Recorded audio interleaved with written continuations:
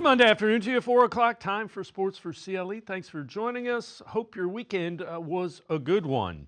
Shedeur Sanders announced over the weekend that he will not practice or play in the East-West Shrine game that's going to get underway in Texas on Thursday.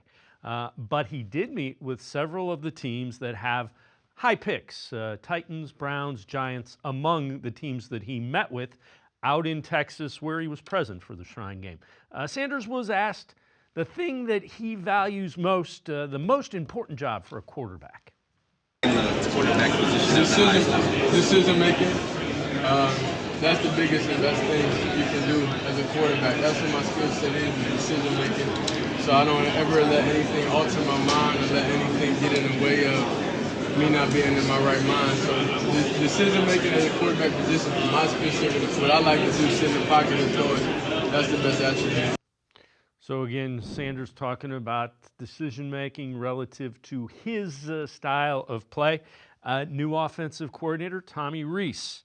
The answer to what he's looking for in a quarterback. At the end of the day, a quarterback's job is to solve problems. You're going to be tasked 60, 70, 80 times a game to make a decision in a critical moment.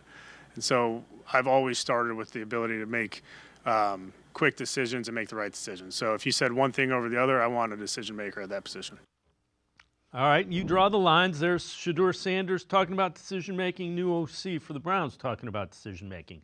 Another thing that is happening, Kevin Stefanski, for the first time since he's been here, is out at both Shrine Bowl practices and will be at Senior Bowl practices.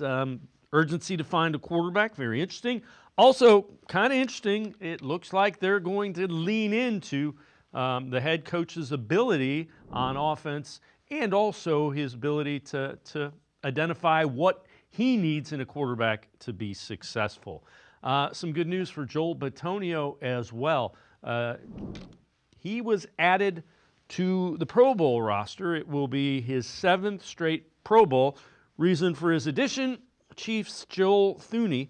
He'll be a little bit busy as he will be getting ready for the Super Bowl with the Kansas City Chiefs. For the first time all season, Cavs on a 3-game losing streak after losing over the weekend to the Rockets. And in fact, the Cavs just 3-5 in their last 8. Take a look. Is a nice job kicking it out, the three-pointer by Fred VanVleet, and the Rockets with the lead. Donovan Mitchell takes it inside, cuts into that lead, but the Rockets just too much down the stretch and got it done. Amon Thomas gets the putback, and the Rockets hand the Cavs their 3rd straight defeat. Kenny Atkinson was asked about the Cavs' defensive struggles during the 8-game stretch where they're just 3-5. We got 3 of our best perimeter defenders out. That's a little bit of it, but teams are hitting threes on us, that's for sure. But what I don't like, we're not protecting our paint, not protecting our rim like we usually do. So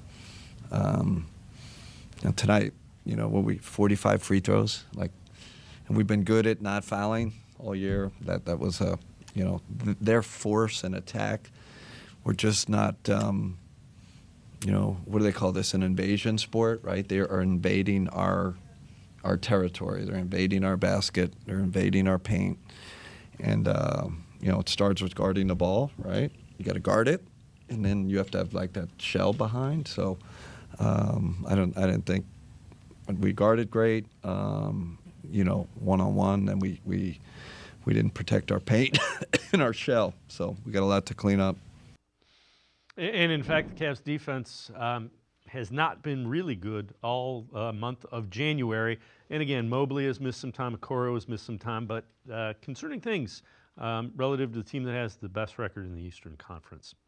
Only a couple of weeks until the Guardians will be in Goodyear, Arizona for spring training. There will be some questions that Stephen Vogt needs to answer in Arizona in spring training.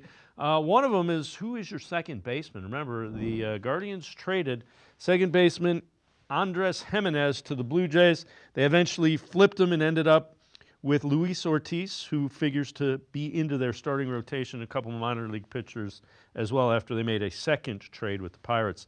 Guardians will miss Jimenez's defense. He's probably the best second baseman in all of baseball, but his price tag, which continues to go up with that contract that he signed, and his offense made him, quite frankly, somebody that the Guardians were willing to part with in spite of being a great second baseman. Jimenez went from hitting .297 a couple of seasons ago to .251 2 years ago, .252 last year. That average isn't bad. His home runs declined all 3 seasons from 17 to 15 to 9. You see the RBIs between 63 and 69. The thing to keep an eye on, his OPS, which is slugging percentage, on base plus slugging percentage, and it fell almost 200 points from up above 835 to 638. As a point of reference, an OPS of around 750, considered relatively an average major leaguer. The Guardians do have some reinforcements for second base. Guys like this guy, Juan Brito, they like him a lot. 23 years old. He was acquired by the Guardians in the Nolan Jones trade a couple of years ago with the Rockies. Brito, in a full season at AAA last year, hit .256, 21 home runs, 84 runs batted in. His OPS, .807. He hit 40 doubles in addition to his 21 home runs in his first full season at AAA.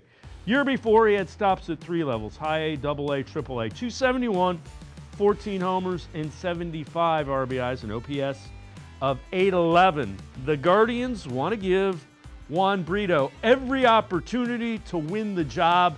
That was another reason for the Jimenez trade.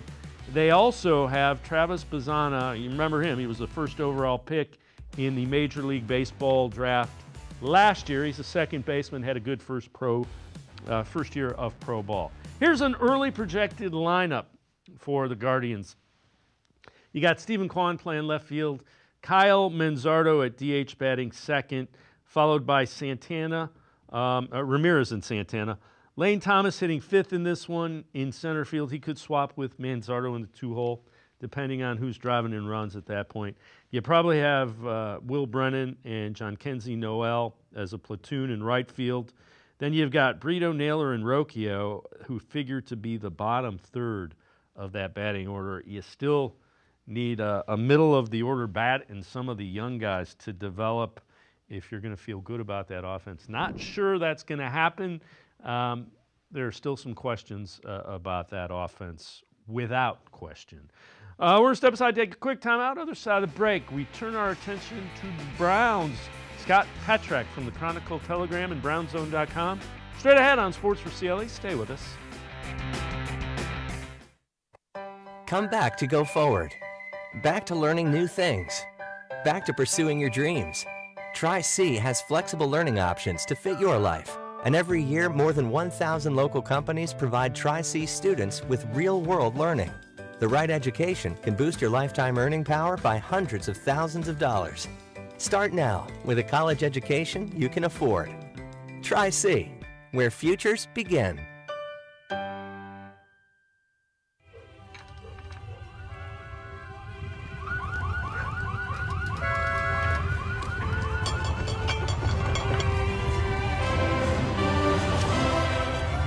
Are you ready? The Ohio Lottery is about to unleash 50 new millionaires on Ohio. Want a chance to become one? Play VIP Millions. With 50 $1 million winning tickets, it's your best chance to win $1 million ever. The Greater Cleveland Sports Hall of Fame celebrates the star athletes and notable sports figures who were born or have made their home in Greater Cleveland. It tells the story of discipline, commitment, perseverance, sportsmanship, and excellence in achievement. It encourages and inspires those who believe in sport and its direct impact on the well-being of our community. Go to clevelandsportshall.com or follow us on Twitter at GCLE Sports HOF for more details.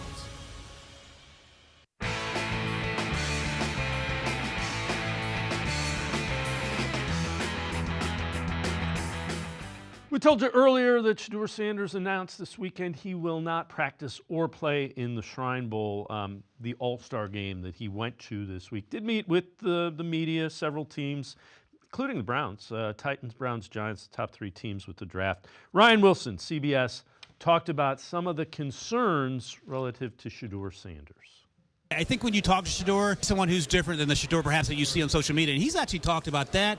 And the other thing to keep in mind, Akeem, and this is probably going to be a talking point for the next 89 days, his OC in Colorado was Pat Shurmur. Yep. Head coach in the league, offensive coordinator in the league, and Pat Shurmur has nothing but glowing things to say about the player that Shedeur was and the person that Shedeur is, and the way they work together. Shedeur's talked about the things he learned from Pat and how Pat allowed him to do some of the things within the offense that best put forth what Shedeur does well and put the offense in the best position to have success. And again, if you watch that media scrum today upstairs for 15 minutes, he was as calm and as measured and as well-spoken as a quarterback who's played for 30 years. He was Tom Brady in his prime in terms of answering questions. So I don't think that's going to be an issue. The issue is going to be the size, and he was bigger than I thought in person, just standing next to him, and the ability to play on time. And that's something we talked about with Caleb Williams last year, and it took Caleb a good 2 or 3 months to get to where he needed to be in the NFL, and that's a concern with him and Cam Ward both. But I think the above-the-neck issues, those might be pretty close to zero when you take the whole picture into account. Let's welcome in Scott Petrak from the Chronicle Telegram, brownzone.com. Scott, on time, and that's an important thing in the NFL without question. Yeah, I don't think those are the issues with Shedeur at all. Everybody he mentioned it. He thinks decision-making is his number one trait. I think he's really composed. When I've watched him, he just feels really calm in the pocket and in the pocket, outside the pocket. Doesn't seem overwhelmed by anything. So we'll have to see if there's any major questions about him, maybe arm strength, maybe just physically. I don't think he's an elite athlete, which you don't often have to be the quarterback. I think when you're checking the first couple of boxes at quarterback, he certainly checks those.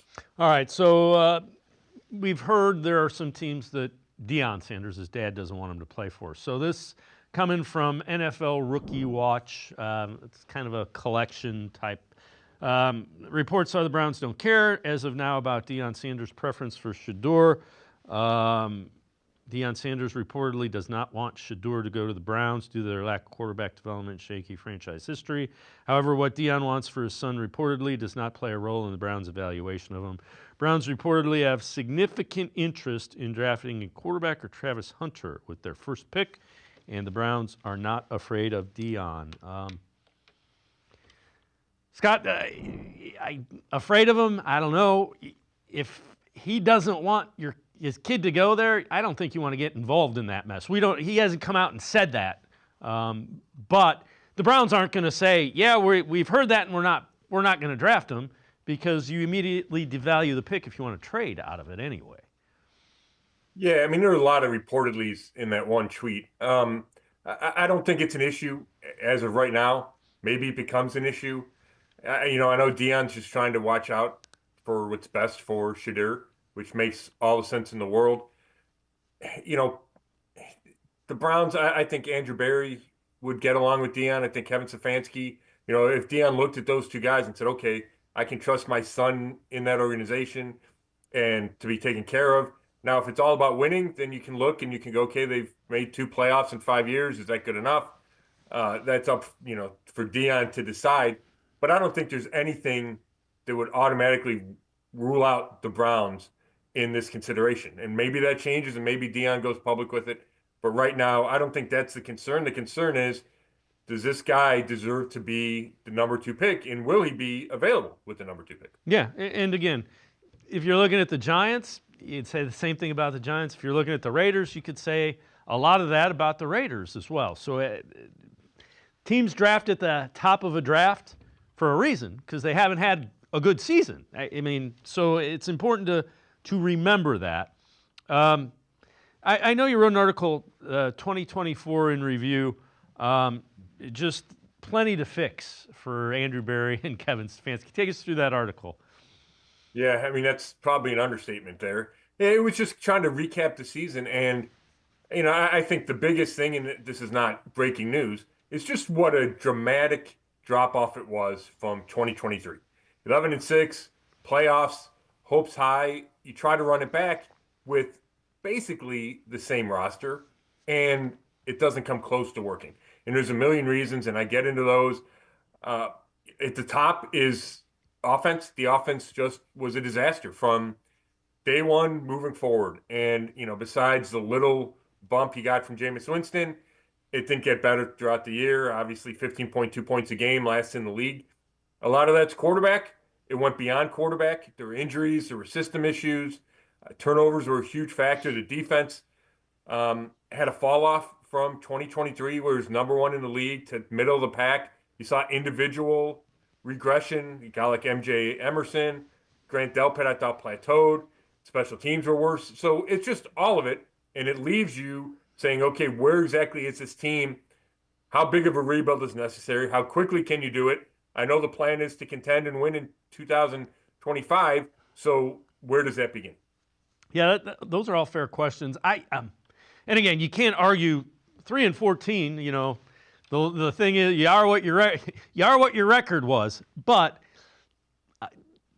do you get the feeling that this roster should have been better than that if they get decent? And I'm not talking middle of the road, just non-historically bad quarterback play. You probably win 6 or 7 games. Yeah, which obviously isn't enough, but I do feel that way, certainly. I think there's a couple of ways you can look at it that might feel contradictory, but really aren't. And that's the roster wasn't as good. I don't think there's a probably necessary. Wasn't as good as I, and certainly Andrew Berry, believed it was. And he admitted as much after the season. So you have that aspect. But then you can also say the roster is better than 3-14. And quarterback play killed this team. Injuries really hurt. And when you're on that losing trajectory, then it snow piles or snowballs on you. It feels like more guys get hurt, or then guys go on IR because there's no need to rush them back. The momentum's terrible. You decide to switch quarterbacks and try the young guys. All those things lead to 3-14 from a team that, easily could have had 6 wins or whatever. And that's with the bad quarterback play, like you mentioned. So I think certainly there's a huge improvement needs to be made, but it's not probably 3-14 to get to 10 wins. It's more like you mentioned, 6 or 7 to get to 10, which is a jump, but maybe not such an intimidating jump. So again, I know you wrote an article about this offseason to-do list, and it's going to be a busy offseason. You got to rebuild the quarterback room, back to basics, so kind of reshaping the offense, protect and serve. It's an offensive line, backfield in motion, running back position, little help, edge rusher opposite Myles Garrett. Those are pretty neat. Those are important things that you need to address. All of those are kind of cornerstone type things. Yeah, I think you hit the nail on the head there, Dave.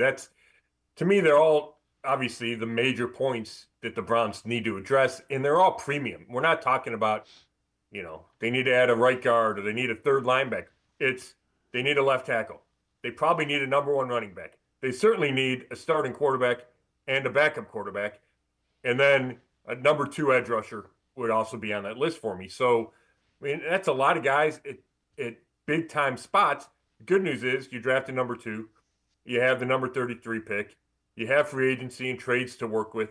So it's not all a lost cause, but there's no getting around it. And it's always when you start a quarterback, but it's not just quarterback. The other needs on this team are also premium positions, at least left tackle. I would add defensive line to that list. And then if you want the running back in there, go ahead. Yeah, and I agree with you. If you get another stud opposite Myles Garrett, all of a sudden that line has the pieces to be elite. And I think you win in the NFL with elite units, without question. I'm curious your opinion of this. Do you think we see a little bit different Andrew Berry just because I'm with you? He admitted, like I did, he overvalued this roster. I thought the roster was really good, and it wasn't nearly as good as I thought it was. Yeah, that's a great question. I don't know. It feels like we have a track record with Barry because he's been here for 5 years, 5 drafts, 5 off seasons. But, the last 3, he hasn't had the number 1 pick. And, so his hands are tied. Obviously, the organization tied its own hands with that Deshaun Watson trade, but you haven't been able to see him maybe fully operate in a draft. We've never seen him draft a quarterback. So that's another huge thing. It's a huge unknown, and obviously that's number 1 in this offseason. And really, the only time you went and got a quarterback, it was before the offseason. It was the Deshaun Watson trade, and you had Baker, so it never felt maybe as extreme as it does now. So I think we're going to learn a lot about Andrew Berry, and I would say that he will be and needs to be more flexible. Flexible might not be the right word, because I do think he tries to learn from his mistakes. But he's going to have to evaluate everything, and there's going to be tough decisions. We talked about all the key positions. There's guys that they could cut to make, to save salary cap space. You got to decide who you commit to, who you extend, those kind of things. He's got a lot of big decisions to make, and if they don't get him right, this could be his last chance. I mean, that's not news to anybody. So here's another question that comes to mind, and I've said this. When I looked at the way he addressed things in the off season, all of it made sense. I didn't sit there and go, what are they? And I used to do that with some of the previous regimes, but all of what he was doing made sense. It just didn't work out. Do you kind of feel that way? So otherwise, there were times in the past where it was like, what are they doing? Yeah, I certainly agree with that. And I know some people get sick of, they talk about the process and trusting their processes, and they really feel good about them. And that gets old when you're losing games. But I do think there's value in that. And you can't just be randomly making picks or randomly listening to this guy or whatever probably past regimes in the Browns' history have done. And I don't think the Browns fall into those traps at all. With Barry and DePodesta and Stefanski, it's a really sound structure. Now, that doesn't mean the talent evaluation's been spot on, because it hasn't. And we can pick apart their drafts and even pick apart some of their free agent signings. But I think how they get to those decisions makes sense. Now, the decisions haven't been right. So you have to reevaluate those processes. And I think the other thing with Barry is, yes, all those moves made sense last year. But then when they don't all work out, and he overjudged, probably was too optimistic about when Nick Chubb and some of the tackles would be healthy, and thought that some of the guys on defense would necessarily take the next step and didn't. I think where that has an impact this offseason is you need to have more depth across the roster. And you probably have to take a harder look at some of your guys coming back and say, will this guy either recover after a poor 2024 or take the next step? And that's across the roster. It's for a guy like David Njoku, tight end, Martin Emerson, we talked about a little bit at cornerback. You have to do that with a big chunk of this roster, because that's the only way you're going to make the necessary improvements that obviously they need to make. Scott Petrek from the Chronicle Telegram, BrownsZone.com, and I'm going to step aside, take a quick time out. We'll head to the voicemail of Truth and Reason. Sports4CLE, be right back. Stay with us.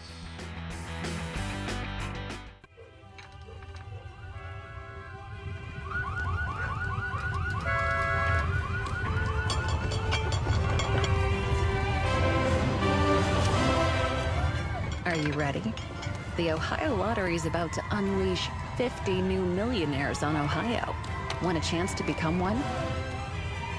Play VIP Millions. With 50 $1 million winning tickets, it's your best chance to win $1 million ever.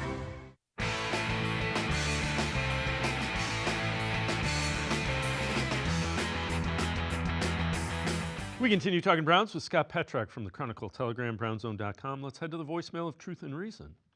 Great show. Hi, Dave. Howard from Marin County. When I saw the games today, and I saw, Philadelphia and Kansas City, both teams who draft much, much lower than the Browns, keep on replenishing their teams with young talent. It says to me that people such as Mr. Berry and Kevin Stefanski, they basically are responsible for what I would call the destruction of the Browns. My question to you is, have they hired anybody to help in the draft? Because as Scott Petrak said in one of your shows, the people there right now have a very low hit rate. The other thing would be is if they blow the draft, like I suspect they would, unless they get outside help, how many games do they have to lose next year in the beginning before Stefanski and Berry will be fired in the midseason? Thanks a lot. Bye. As always, appreciate all of the voicemail. Scott, I don't know that there's a number. If they don't show progress, you can't live through 2, 3, and 14s. And if it goes south early, it's just going to get ramped up. But we'll see. Yeah, I agree. There's no hard and fast number. I would say they need to win at least 7 games. I mean, that would be my feeling right now. And if it's below 7, who knows what the extenuating circumstances would be. But to me, that feels like, okay, 3 to 7, and maybe you found a quarterback and you're headed in the right direction. But, obviously we have to see. There's a million things that could happen, that will happen between now and then. And as far as I know, they haven't added anybody of significance to the personnel department. Maybe Andrew Berry has a consultant that we don't know about. Sometimes that shows up at the Senior Bowl or at the Combine at the end of the next month, or at the end of February.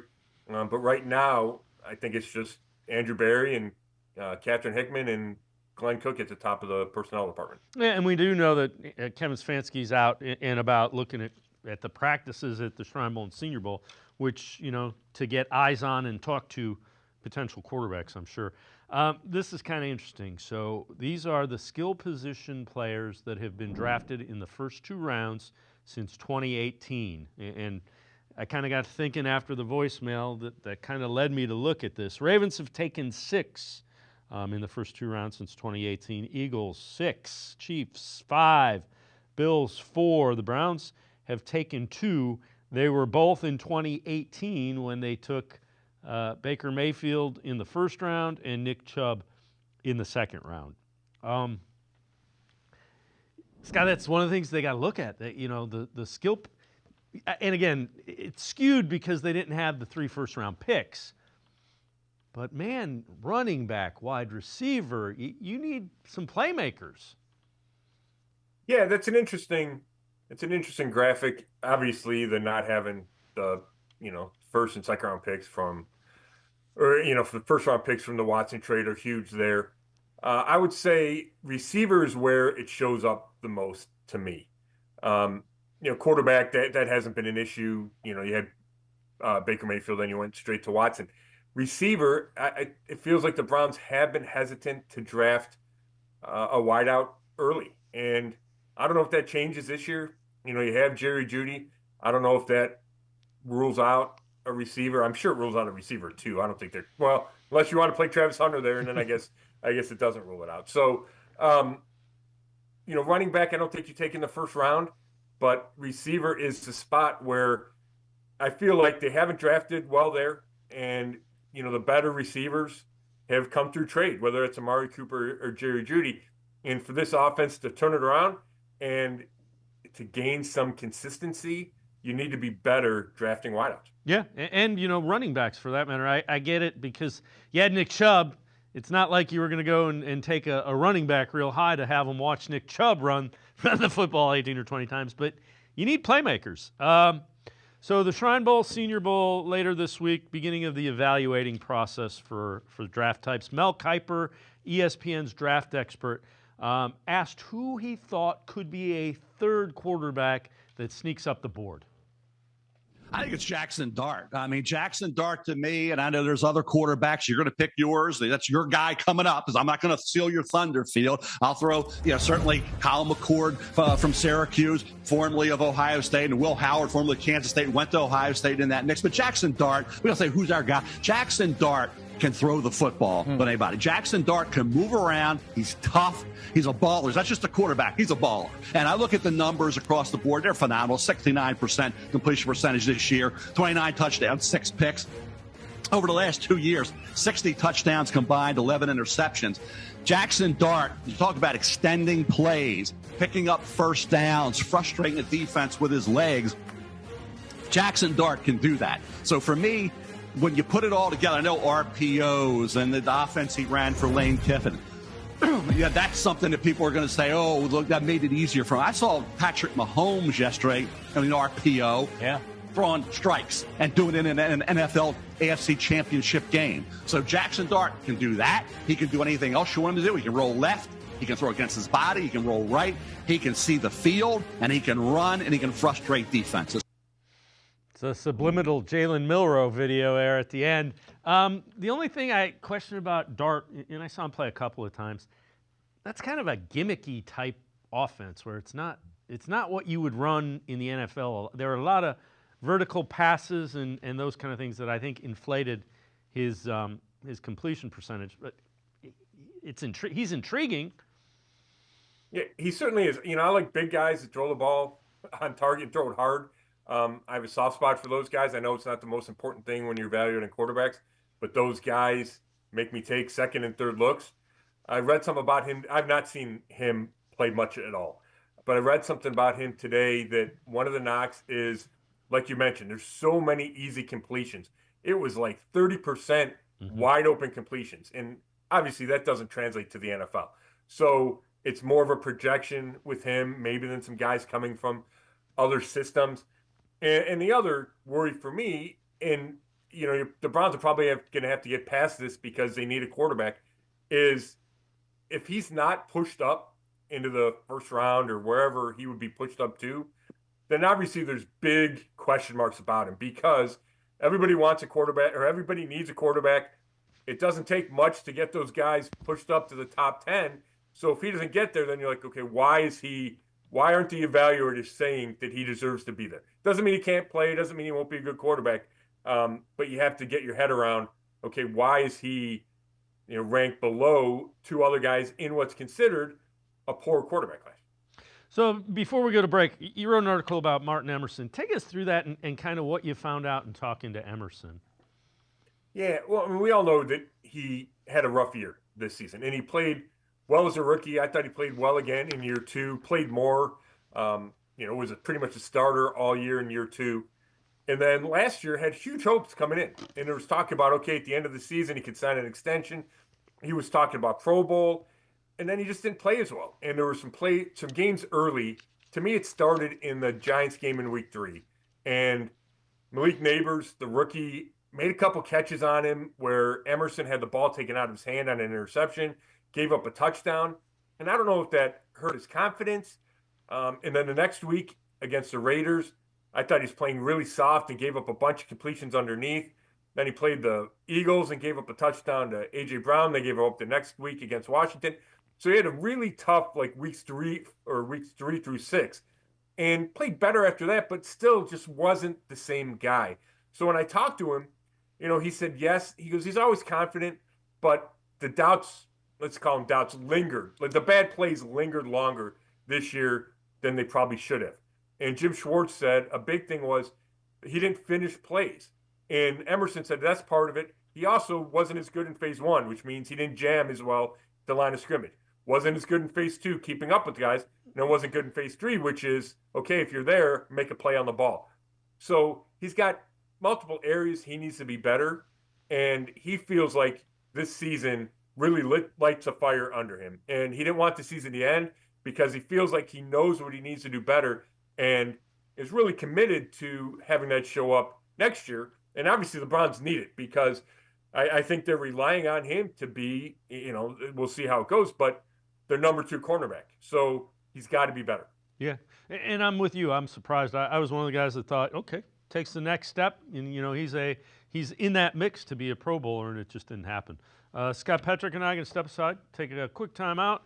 We'll head back to the voicemail of Truth and Reason. Sports4CLE, be right back. The Ohio Lottery Partners in Education program is dedicated to recognizing exceptional students, teachers, and schools throughout Ohio. Scan the QR code on screen to nominate students and teachers as Academic All-Stars and Teachers of the Month. They must be currently enrolled or teach in grades K through 12.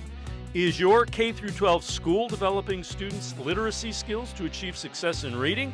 If so, you can nominate your school for the School of the Year. Students can win $100, teachers can win $500, and schools can win $2,500. Scan the QR code, fill out the forms, and nominate deserving students, teachers, and schools today. The Ohio Lottery Partners in Education program takes pride in honoring exceptional students, teachers, and schools across Ohio. Submit your nomination today. It's fun, fast, and free.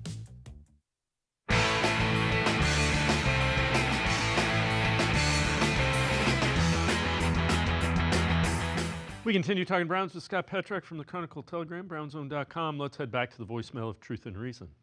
Hey, Dave, Frank from Cleveland. One thing for you. If we can't trade back and get a King's ransom for the number 2 pick, I say we should go with the kid out of Penn State, Carter, at number 2. That'll be a good bookend opposite Myles Garrett. And what better mentor than can you have to Myles Garrett? God bless you. Love your brother. You and the family. Be safe and stay warm. As always, appreciate all of the voicemails. Scott, I don't hate the idea. Abdul Carter opposite Myles Garrett. You throw in Michael Hall and Alex Wright and Isaiah McGuire. I'm intrigued by that. I am too. Now, if you like a quarterback, I think you got to take one at number 2. It's the, most important position in the sport, and they don't have one. So that's at the top of my list. But if you don't love whoever's there at number 2 and a trade down isn't worth it, then to me the 2 choices would be, okay, is Travis Hunter there and Abdul Carter? And that's the decision you have to make. And I think you can make an argument for both. I really have always liked the idea of pairing a young guy with Myles Garrett. And if you can pair an elite young guy with Myles Garrett, that changes your defense. It really does. And whether that guy's at end or tackle, obviously Carter would be an end. It could be invaluable for him. So I don't hate that idea. I don't like it as much as the quarterback if you have the quarterback you believe in. All right, so veteran Browns beat reporter Tony Grossi was asked who he thinks the Browns are leaning towards relative to quarterbacks in the draft. All right, so let's take a look. We'll get back to that in a minute. Let's take a look. A couple of early scouting reports. So I'm not going to tell you who this one is, but take a look at it. Strengths has the arm strength to drive the far sideline outs and fades outside the number, force defenders to space with the field. Escapability and quarterback run game abilities off the chart, can be a lethal force as a math changer with the ability to execute, illustrates sharp release in the pocket, allowing for more margin of error to develop. Negatives, lacks the desired touch to pull the string and layer throws. Nature of release often generates a wide spray chart with his ball placement. Decision making as a runner is ambitious, could be less home run oriented. So, Scott, that is the early scouting report on Jalen Milroe, which is kind of interesting. So that is Milroe.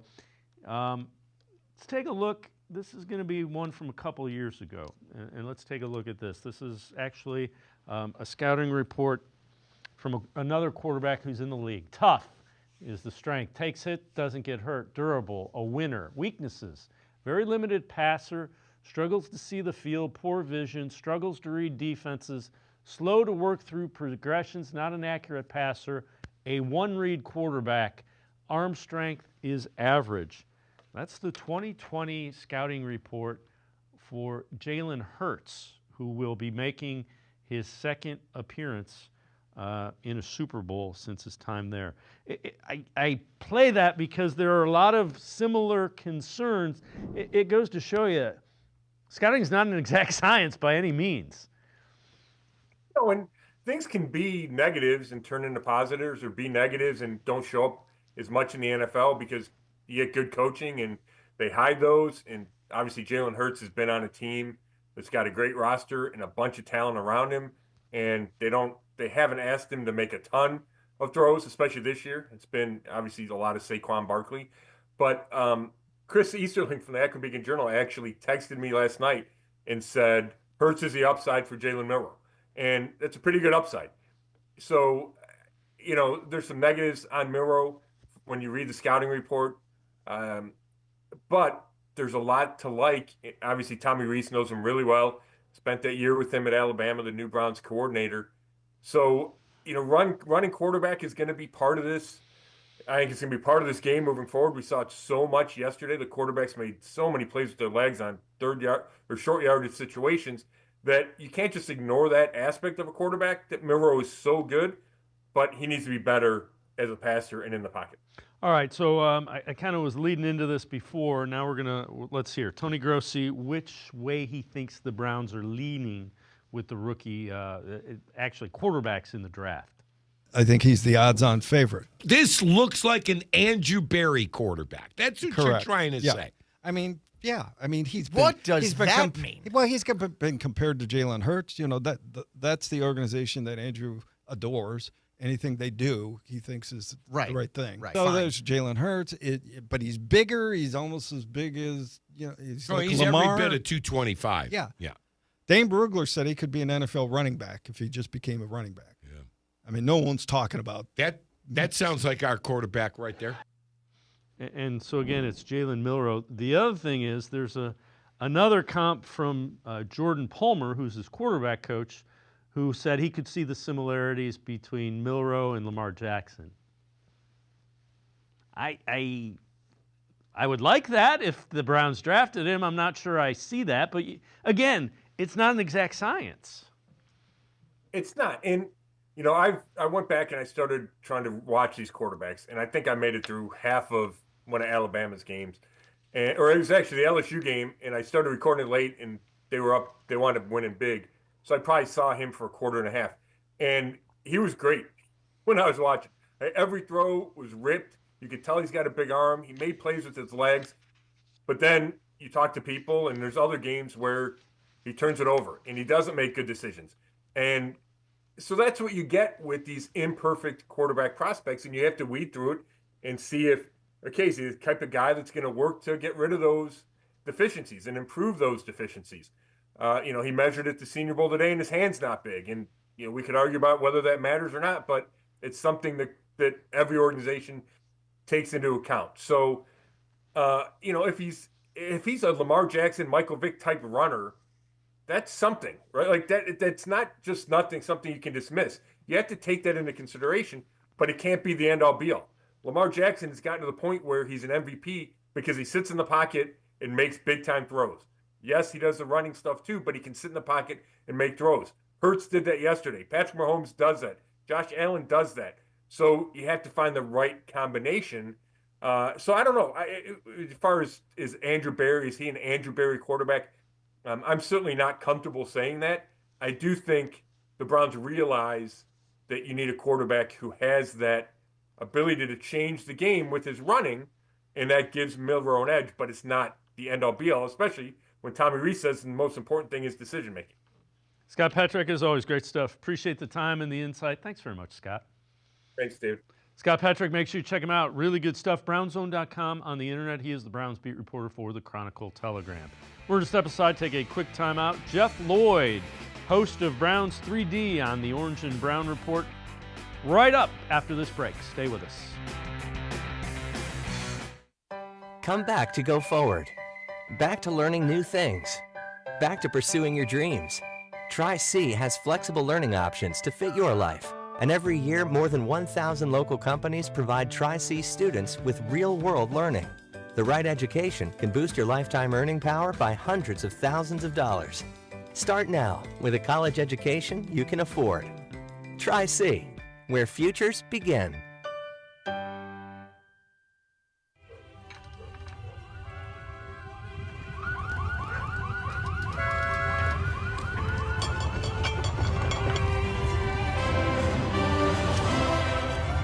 Are you ready?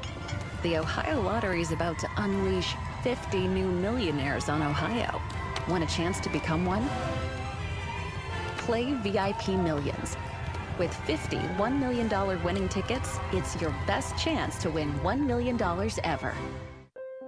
I am powerful beyond my wildest imagination. I will define my future. I will keep challenging myself to improve. Because I am a future leader of this great nation. I will be responsible for raising a beautiful family and educating not only my generation, but many more to come. I will make a difference in my community. And I will stand up for what I believe in. I will not settle for simply chasing my dreams, I will achieve them. Because I was given a chance. An opportunity. A home. At Family, Career, and Community Leaders of America. The ultimate leadership experience. FCCLA has been one of the greatest experiences of my life. It's made me who I am today. Join us. We'll build a new future together.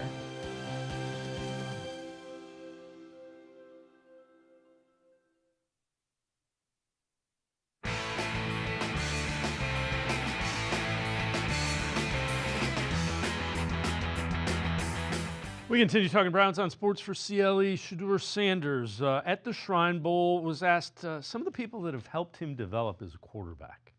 No, I'm excited. I meant to, and I need to call Coach Sherman and just thank him for everything, the experience and the relationship that we have, because truly when I first got in meetings here, this terminology, a lot of the same things and the way how they go about their business is the same. So I'm thankful for Coach Sherman, and I just got to make sure you truly know that. I'm curious, the processing, like that's there, the accuracy, the timing, that's all part of your game. How did you get to the point where you were good at those particular things? Work and training with my quarterback coach, Dale Cobra. Yeah. We started working, and that was it. We remember being at the FCS level when nobody's around, no cameras, no anything, and we're here now, and talks to being the #1 pick. Let's welcome in Jeff Lloyd, host of Browns 3D on the Orange and Brown Report. Jeff, it's kind of interesting. You overlook the fact that Pat Shurmur, former NFL head coach and OC, was his offensive coordinator at Colorado. Yeah, well, that's one of, certainly the advantages. And, anybody who's trying to give Deion Sanders a hard time about what he's done here is kind of being foolish. Look, most of us are parents. We just want nothing that is absolutely just the best for our children. And that's certainly what Deion's done. And with his reputation and certainly with his pedigree, he has, certainly, peers that he can help him with his program. He has former coaches that he has played with that can help him with his program. So he's really been able to, put together really something special at Colorado, and it looks like that's going to be, the case to come, for the years to come. And it's certainly something that, has had the influence and the assistance to get Shedeur, certainly to the situation where he is at now, probably viewed as one of the top 2 quarterbacks in this class. Ideally, overall, it is not one of the best classes of quarterbacks, but certainly an advantageous, situation for Cam Ward and Shedeur Sanders with the desperation level of a lot of NFL teams at the quarterback position. Relative to that, here's a look at a mock draft Chris Trapasso from CBS, and it's a recent one. He has the Raiders trading up to #1 with the Titans, so the Titans would go back to 6. And he has the Raiders taking Shedeur Sanders, the Browns taking Cam Ward, and then the Giants taking Jalen Milroe at 3. But Cam Ward has some footwork issues to clean up, but he does have quality improvisational skills and improved from the pocket in each of his last 3 seasons. Browns have to draft a quarterback, right? I don't necessarily know that the Browns have to draft a quarterback. If they feel one of those guys that's available can be a starter for 5-6 years at an elite level, you draft him at 2. If not, you don't draft him at 2. Well, if you're asking me, if I think there is a quarterback that the Browns would stay at 2 and would be probably very happy to get their hands on in this scenario by Chris, is probably the one, in my opinion, that would be best suited for them. I think Cam Ward would fit. I think Cam Ward would work for them. Would I still bring in a veteran? Would I rush Cam Ward? In no way whatsoever. But you look at Cam Ward, and now, there's so much talk about the portal and NIL. Cam Ward used the portal to his own benefit, from a very small school, out certainly to Washington State. Then the opportunity to go from there to Miami. His play improved every step of the way. Speaking and, listening to, guys, former teammates from different programs along the way, He's got the mindset. He's got the leadership attitude, what you look for in a quarterback position. If there's one that I said, if the Browns stay at 2 and who do you think is the best fit? For me, it's Cam Ward. You can already throw, from different arm angles, has the ability to extend plays, not just looking to run, but looking to find open passing lanes or looking to get into the scramble drill, and those type of things. I think Cam Ward, of what is available in this rookie class, is probably the best guy. I don't know or believe, how Tennessee, now you have Callahan there in year 2, was set up with Will Levis. We already see that that's most likely a marriage that is not going to work. Callahan would want his guy. I think my biggest fear is that I think Cam Ward is the best guy for the Cleveland Browns. But my fear is that I don't think the Cleveland Browns are even going to get an opportunity to get in the batter's box with him. All right, so this is also kind of interesting. Browns need to take note, 2024 running backs, 7 of the top 10 rushing teams made the playoffs. Philadelphia, Super Bowl bound because of Saquon Barkley's running in the playoffs, 442 yards, 5 touchdowns. Also had a pretty good offensive line, but I digress. There's a resurgence in the value of running backs, and this is a good running back class. And again, Jerome Ford's just fine. You need a guy that can push Jerome Ford to 1A, I think. Well, and I think, we're going to get to his name in a little bit here. You certainly have, what's going to work out with Nick Chubb. And, if there's ever, something that maybe, I've been maybe just a little bit questioning of, the Browns draft history in the last couple of years, it's probably been, basically chasing the market that seems hot or bountiful or deep. I last year thought the running back class, although it was shallow, was pretty good. And a lot of those guys, were available and did go on day 3. Bucky Irving from the Tampa Bay Buccaneers, just one example. Now, they think they want to go back to the wide zone. Well, there are plenty of rookies that would fit that scheme. Hampton certainly would fit that scheme from North Carolina. Caleb Johnson from Iowa is another one. I think Trevion Henderson from Ohio State would flourish in that system as well. You need to get younger in that room. And look, there are some that think Jerome Ford might get pushed, to, maybe the top running back here. Well, if Jerome Ford has a good year as running back 1, Jerome Ford is a free agent at the end of the year. I think this is a situation where the Browns need to get into something 1 year early as opposed to maybe 1 year late. I did not like the way they put the room together last year. I did not understand, the Foreman signing in any way whatsoever. And I'm not saying it should have been Kareem Hunt. I'm just saying you should have gotten some fresh legs into that room. The question about, how big of a factor as it is in, you're talking some of it is due to upper echelon, certainly Saquon, certainly, King Henry, these, the upper echelon backs of the NFL. And not everybody necessarily has the finances to make that work. But we always get these ebbs and flows. And if you think about it yesterday, it was a great AFC Championship game between both those teams. But there were times where it was like, what are we doing handing the ball off? You got 17 on one side, you got 15 on the other. If I'm going down swinging, I'm going down with the ball in 15's hands or the ball in 17's hands. And I'm not talking about quarterback sneaks or any of that stuff that went on. But, you have teams trying to, diversify, their offenses and trying to get, a little bit more balanced. And the fact that people are so much keying on the passing game these days that you basically want to go, zag to the zig. And this is certainly a class. And this running back class is tremendous. You look at just some of the rankings right now, and you're talking about guys who probably put up 2,500, 3,000 yards in college, and they're slated as, 5th, 6th, 7th rounders. Ridiculous class of running backs. And the Browns, with all of the assets they have, this should certainly be the year where they try to start to find a little bit of the future to that room. Jeff Lloyd and I are going to step aside, take a quick time out. We will continue talking Browns on Sports4CLE. Stay with us. Full Court Action is a half-hour devoted exclusively to men's and women's basketball from across the Mid-American Conference. Hello, everybody. I'm Dave Bacon. Join me at 6:30 Tuesday nights and we'll meet the coaches and players from the Mid-American Conference who are making an impact in basketball. Full Court Action will spotlight the top plays and performances from all across the Mid-American Conference with some historical action as well. Catch Full Court Action Tuesday nights at 6:30 on Rock Entertainment Sports Network.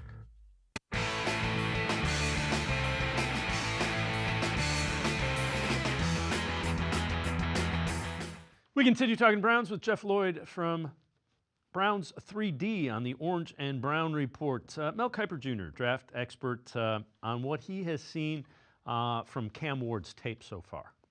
When you talk about why he's QB1 with a lot of people, it's because of a stronger arm and more mobility athleticism. That's why Cam Ward, for some people, is QB1. I think the problem is when you talk about with Shedeur, and you mentioned it, that tick faster, not don't hold the ball, right? Well, that changed in the NFL. In Colorado, you're trying to let things happen and open up late. There's a fine line between allowing going through progressions and allowing things to happen late and holding the ball too long. That's the big second guess is, why did he hold it? Or why didn't he throw it away?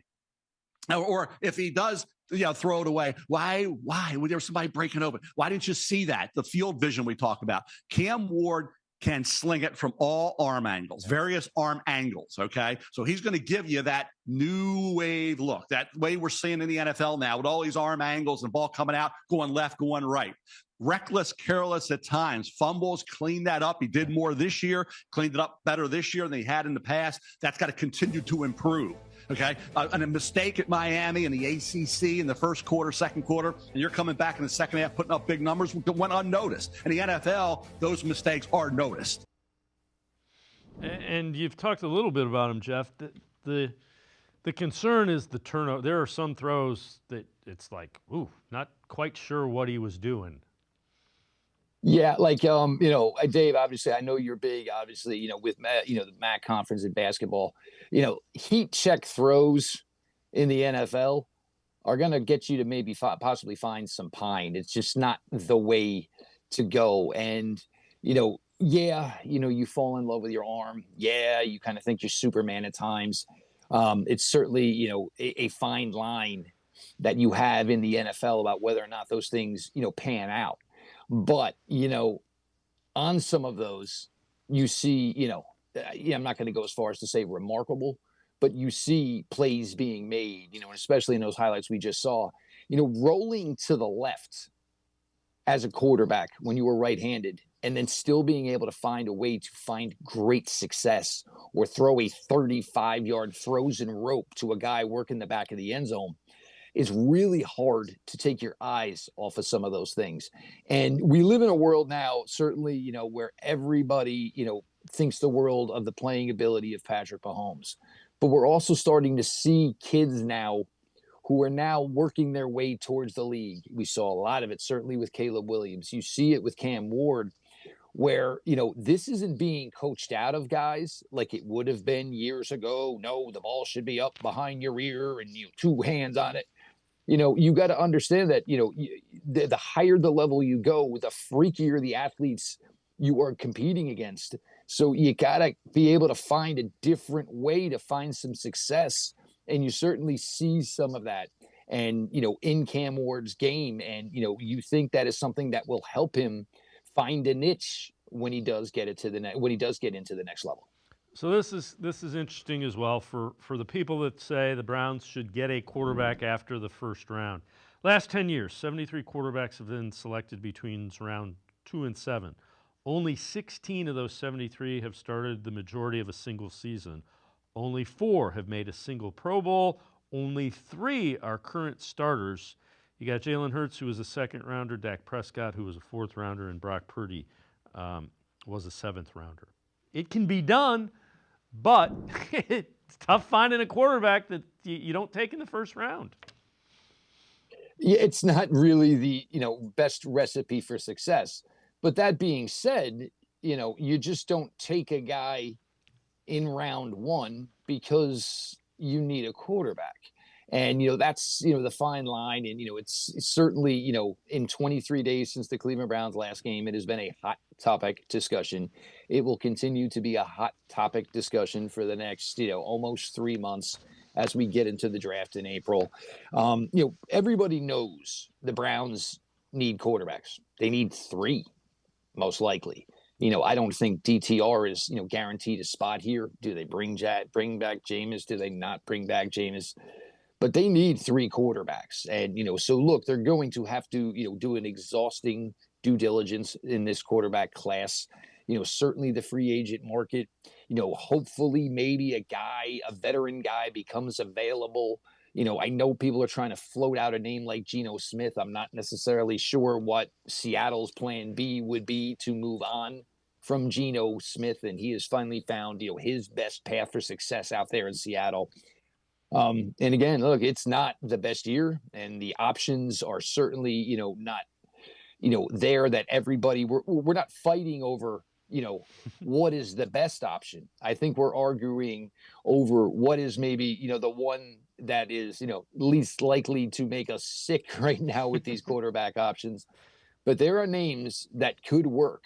And if the Browns defense performs more like it did in 2023, and if the Browns can get back to more of a reliable running game, which has always been such a huge part of this Coach Stefanski offense, you don't need to have that elite guy. I know everybody fell in love with Joe Flacco towards the end of 2023, and rightfully so. It was a magical run. But to look at, what Joe was doing and say it was perfect or say it was flawless, it's just not being factual. Yeah, I'm with you. We're looking for the least objectionable alternative that can add up to wins. That's all we're looking for. Jeff Lloyd, great stuff as always. Appreciate the time and the insight. Thanks very much, Jeff.